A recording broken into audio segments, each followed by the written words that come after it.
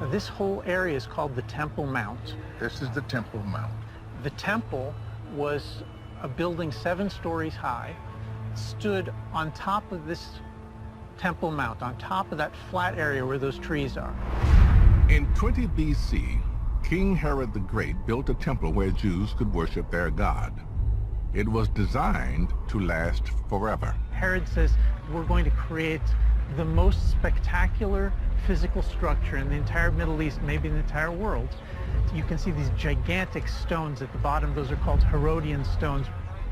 The Jewish temple to the one God stood on top of that mount before there was Islam or Christianity. But in the year 70 AD, the Romans sacked Jerusalem and demolished the temple. In the centuries since, Jews have come to pray at its remains, the Western or Wailing Wall. It was almost 1,900 years before the site returned to direct Jewish control in 1967. We are about 70 years into the new Israel. Why hasn't the temple been rebuilt? 2 reasons. One is because the Jews aren't ready, and the other is because the Muslims aren't ready. The state of Israel militarily, politically controls this whole area. But the state of Israel gave the Temple Mount area on the top to the Muslims. While the top of the mount is off limits to Jewish religious rites, there are sacred spaces underground, which Yoram says will help me understand the Jewish vision for end times. This is it. We've come to the closest that a human being can come to the Holy of Holies, the most sacred spot in the world. That's the room in the temple that one human being would enter once a year, the high priest, on Yom Kippur, on the holiest day of the year, and he would say God's name. Orthodox Jews believe that without this temple, their religious rites are incomplete. So they await the day when their temple is rebuilt. Is there a Messiah? In Judaism? In Judaism? Jews invented the Messiah. But it's not the same Messiah that most people think about. Okay. Right? Because when Christians think of the Messiah, they think of someone who's divine. Yeah. They think of, the end of days. What we have for the Messiah is a man, a king of this earth, who's going to bring peace among the nations in this world. And he will not be divine. He will not be divine. And Yoram tells me this mortal Messiah has a very specific to-do list. According to Jewish tradition, he has 3 things he's supposed to do. Number 1, he's going to reconstitute the Jewish kingdom or the Jewish state. Number 2, he's going to bring peace with the neighbors. And number 3, he's going to rebuild that temple. Rebuild the temple. Here we are. This is 2015. What are you going to do now? What is contemporary Jewish position on the temple? The Jews think of the world in terms of this dream that once existed in the world that was taken away. The Jews want to bring back into the world. That is the reconstruction of the temple. The reconstruction of the temple as the crowning symbol of this era of justice and peace that we're supposed to be assisting to bring back into the world. Judaism is just one of many religions that envisions the coming of world peace one day. But looking at this place, where so many religions intersect, it's hard to imagine peace coming. If the Antichrist is to successfully impersonate the true Messiah, it follows that he also must attempt to rule the world from Jerusalem with what would appear to be eternal rule. Only then can he declare, I am the Messiah. If he is to do that and convince the Jews that he is indeed the Messiah, then it follows logically Number one, he would have to liberate the Holy Land for the Jews. Number two, he would have to bring them back to the Holy Land to reclaim it as their own. Number three, he would have to restore a state of Israel in the Holy Land and get them to believe that this is the holy Israel of David and of Solomon, alayhi salam. Of course it would not be. It would be an impostor. Then they would be convinced. And finally, he would have to cause that state of Israel to become the ruling state in the world. Only then would he be able to rule the world from Jerusalem. Then he can get up and say, I am the Messiah. And they would believe that he is indeed the Messiah. And then he could rub his hands and he can say, mission accomplished.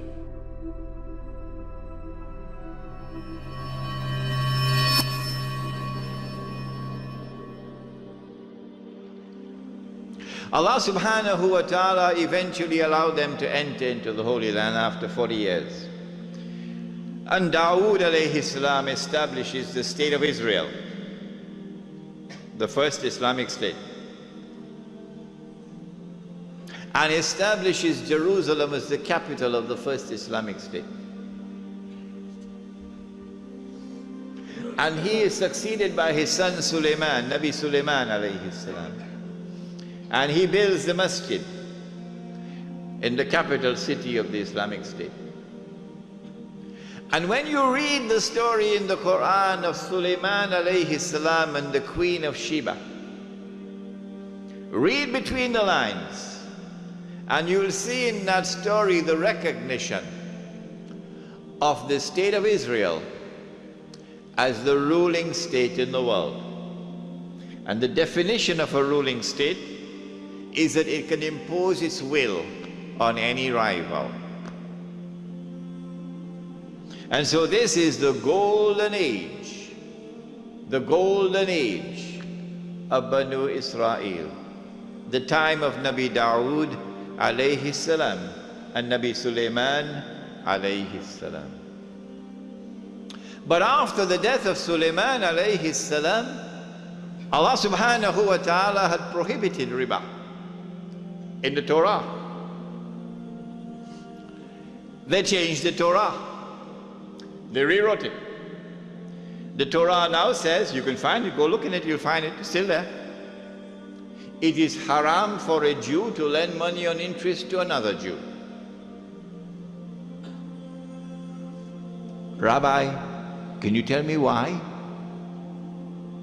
Answer, don't rip off your own brother. That's why. It is haram for a Jew to lend money on interest to another Jew. But it is halal, he can lend money on interest to those who are not Jews. It's called double standards. Because of this change they've made in the Torah concerning riba, among other things, they have now violated the condition of righteous conduct. And so Allah subhanahu wa ta'ala responds to this. In Surah to Bani Israel, He refers to this as fasad. Fasad is corruption. This is the corruption of the word of Allah. وَقَضَيْنَا إِلَى بَنِي إِسْرَائِيلَ فِي الْكِتَابِ لَتُفْسِدُنَّ فِي الْأَرْضِ مَرَّتَيْنِ وَلَتَعْلُنَّ عُلُوًا كَبِيرًا. That we recorded it in the Torah, in the Zabur, in the Torah, that Banu Israel will commit fasad in the land, yani al-Ardul Muqaddasa, in the Holy Land, on 2 occasions. This is the first one. Allah subhanahu wa ta'ala responded to it by sending an army from Babylon. An army that worshipped the sun and the moon and the stars and idols. So these ibad are sent by Allah subhanahu wa ta'ala. And they destroy the state of Israel. And they destroy the masjid. And they take Banu Israel into slavery in Babylon. And so now they're weeping by the rivers of Babylon. Allah subhanahu wa ta'ala sends a prophet, Isaiah. He sends many other prophets, but this one in particular, to communicate a divine promise. What is the promise? We were told about a divine promise which was communicated to the Israelite people, that Allah was going to send a prophet who would be known as Al-Masih, the Messiah, and who would rule the world with justice, confirmed by Nabi Muhammad alayhi salatu wasalam. He would be Hakimun Adil. He would rule the world with justice from the throne of Nabi Dawood alayhi salam, the Prophet David, and with a rule which would be eternal. But when that promise was communicated, the Israelites were out there in Babylon, and the Holy Land was occupied. The Israelite people understood that if the Messiah was to fulfill this divine promise, there were certain logical implications which followed. Number one, that he would have to liberate the Holy Land. Number two, that he would have to bring the believers back to the Holy Land to reclaim it as their own. Number three, that he would have to restore the holy state of Israel, founded by David and Solomon, Allah's blessings be upon them. And number four, that this holy state of Israel would have to become once again the ruling state in the world. And then the Messiah could rule the world from the throne of David alayhi salam, with a rule which would be eternal. After almost 100 years in Babylon, suddenly things began to happen, and the Holy Land was liberated. The Persian Empire defeated Babylon, and the Israelite people were allowed to return to the Holy Land to reclaim it as their own and to restore the holy state of Israel. And the temple or the masjid built by Solomon alayhi salam was rebuilt. And so the Israelite people are now excited. The excitement has reached fever pitch. The Messiah must be around the corner. The golden age is coming back. We're going to rule the world one more time. And sure enough, the Messiah came. But when the Messiah arrived, the son of Mary, while some of them accepted him, the young ones, the poor, the humble, the innocent, فَآمَنَ طَائِفَةٌ مِّن بَنِي إِسْرَائِيلَ, the establishment, the rabbis, the priests, rejected him. وَكَفَرَ طَائِفَةٌ. Why did they reject the Messiah? Answer: because Allah tested them, and because they were seeing with only one eye, they failed the test. They said, وَنَعُوذُ بِاللَّهِ مِنْ هَذَا. They said that his mother had committed that enormous sin. And they said that this baby was a bastard. If they had seen with two eyes, with the internal eye, then they would have known, oh no, appearance and reality were completely opposite to each other with this baby. That she was still a virgin. She gave birth to the baby. But they did not see with the internal eye.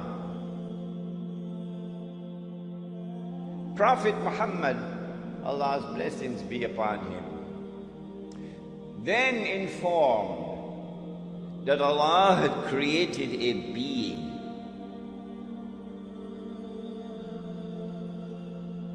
and Allah had committed to that being the mission of impersonating the Messiah, pretending that he is the Messiah. So he is the great pretender. And that he is known as Dajjal, Al-Masih al-Dajjal, Dajjal, the false Messiah or the Antichrist. Dajjal means one who deceives. And so the Antichrist has a PhD in deception. In everything connected with the Antichrist, appearance and reality are opposite to each other.